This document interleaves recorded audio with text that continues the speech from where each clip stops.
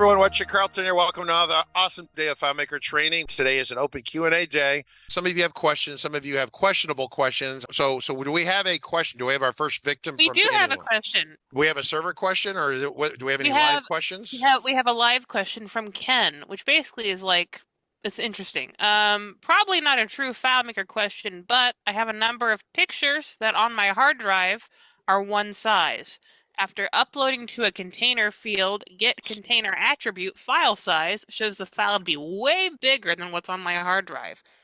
I understand the size of the drive has some impact on this, but the difference No, seems way no. off. So FileMaker internally will convert most images into a JPEG internally. It'll keep your original one, but it creates a JPEG, unless they change a PNG, but it used to be JPEG, Jacob. So I don't know.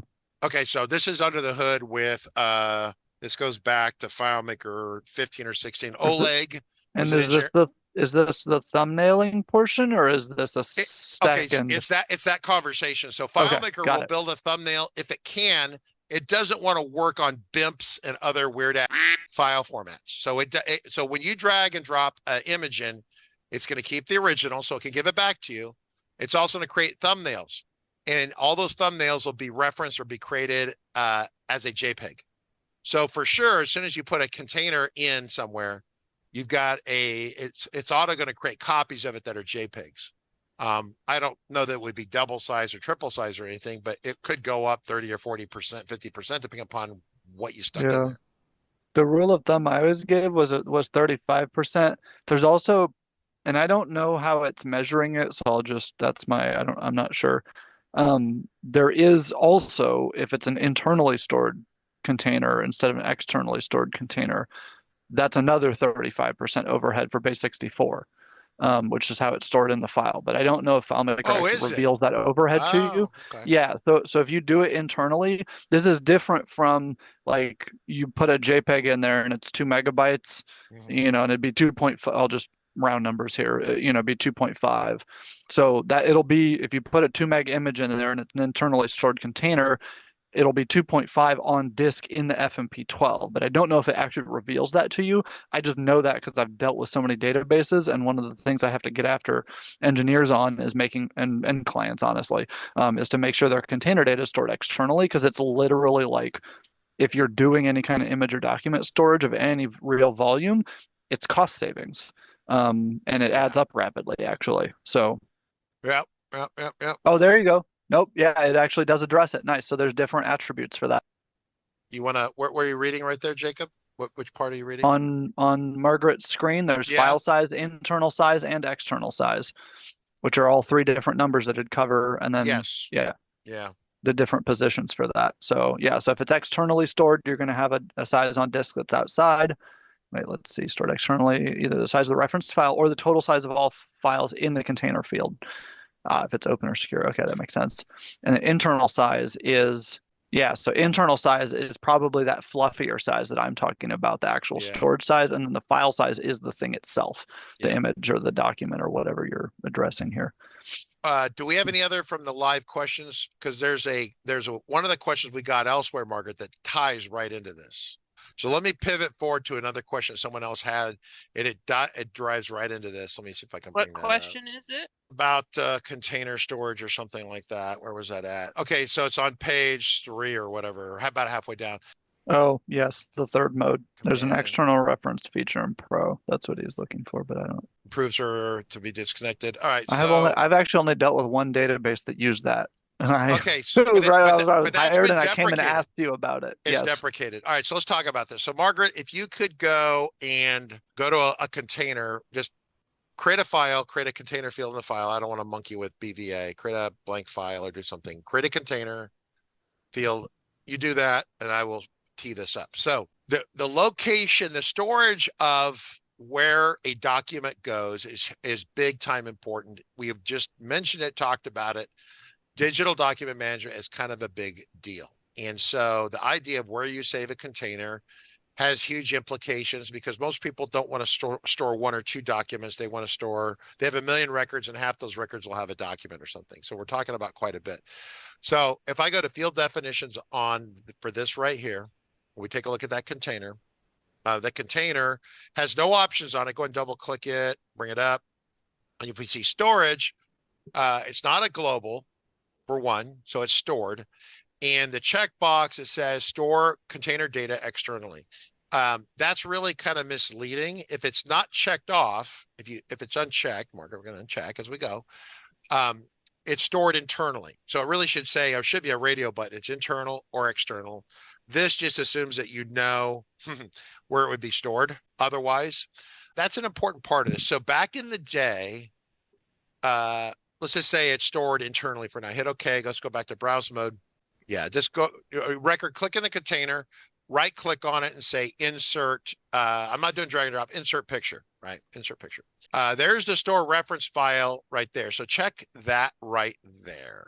Okay, I thought that was deprecated. It's still there. It's still there. I was pretty sure that was deprecated somewhere. Hit OK, hit insert. So what that is, and I really think all of you should not use this ever if you don't want to have people call and yell at you. What this is it's like the idea of an externally referenced. So this is a container right here, okay? We drop something in here somehow. There's really, at the end of the day, 3 places it can go. It can be stored inside the FileMaker file internally. Imagine it in the window, 1. 2, it can FileMaker do, either Pro can do it or Server can do it. If I undo my draws here, it takes this and it leaves us kind of this thumbnail, and then FileMaker manages the process of where it saves it actually on the hard drive somewhere. Okay, those are the 2 accepted processes. Okay, however, back in the dawn of time when dinosaurs roamed the earth and FileMaker 2 was the product and market, and for many years after that, this is option 2. Option 1 was INT internal. Option 3 was you would tell the operating system that it's already over here. Just put a link in here. So it's a link to the file. So it's like an external link, except option 2, FileMaker manages that file. You don't lose it generally, right? If you move servers and you're stupid, then you might lose it. But generally, FileMaker keeps track of where it goes. This one, if it's internal, you can't lose it. It's in the FMP12 file, right? FMP12, okay?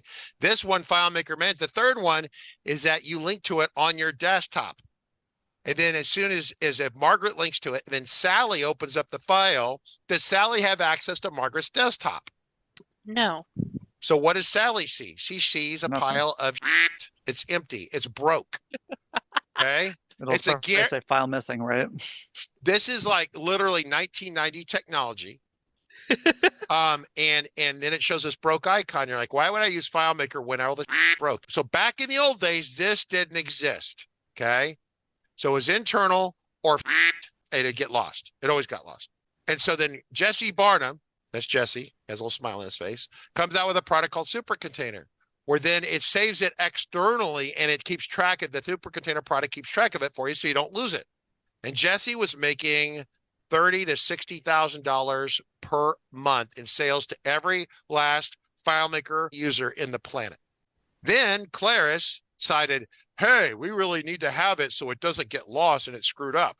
And they say, well, we could build this internal container thing. And so Claris built this feature.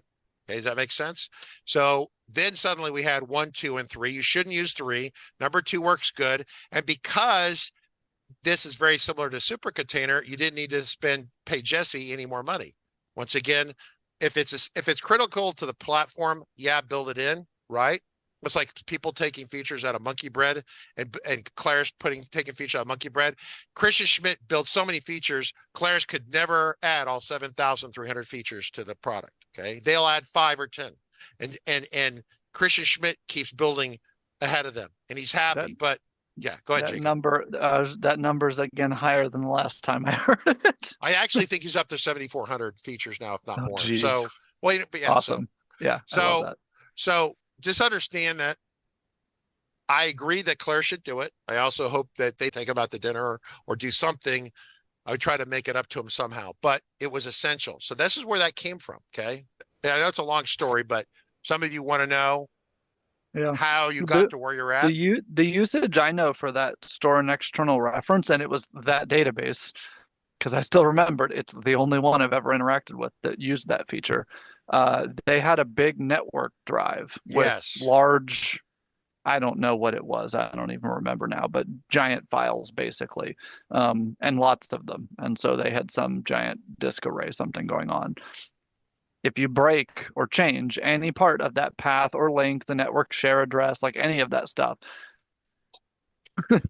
Yeah, exactly. It doesn't work, because right? it's just a text reference inside Yeah. FileMaker. That's it. So if you have a giant project with giant containers and you have a document server, like a legitimate non-FileMaker digital document server thing, and you can connect it to that reliably and that server's reliable, then it's fine.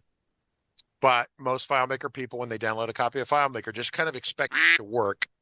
And that's a very developer intensive feature to make sure that people don't mess it up. So.